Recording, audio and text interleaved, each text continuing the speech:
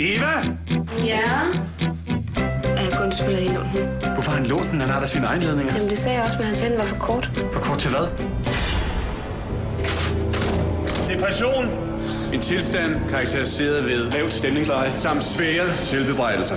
Han har haft det forfærdeligt. Ja, fanden ikke det. Har du tænkt på at søge stilling? Gunderspilsprofessorat. Men som mand er lige. Men du er da oplagt, skat. Jeg er slet ikke mig, det der karriereræs. Fred. Berkeley er et fantastisk universitet. Jeg tror, du tog til Iowa. Jo, til at begynde med. De sidste par år har jeg arbejdet med et stort projekt om vredeshåndtering. Anger management. Ja, en slags. Jeg har udviklet min egen metode. Der er dit kloge hoved. Hej så.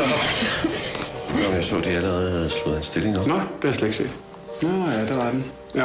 Har du tænkt dig at søge professoratet? Altså det her, jeg... Det er jo det, vi alle sammen går og drømmer om, ikke?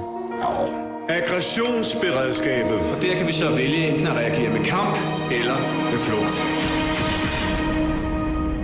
Men det er jo mit projekt. Ja, men nu er jeg altså givet til Borg. Jeg har hørt det. Du har hørt det. Kan du ikke huske det? Husk hvad? Men var det ikke også hans idé? Det var sgu da min idé. Nå, men det er bare, hvad jeg har hørt. Men hvor fanden har du hørt det? Det er bare, hvad man siger, du ved. Hvorfor siger du, hvor har du hørt det? Har du hørt det? Nå, det har jeg nu ikke hørt. Jo, det er der mange, der siger. Det var da... Det var min idé!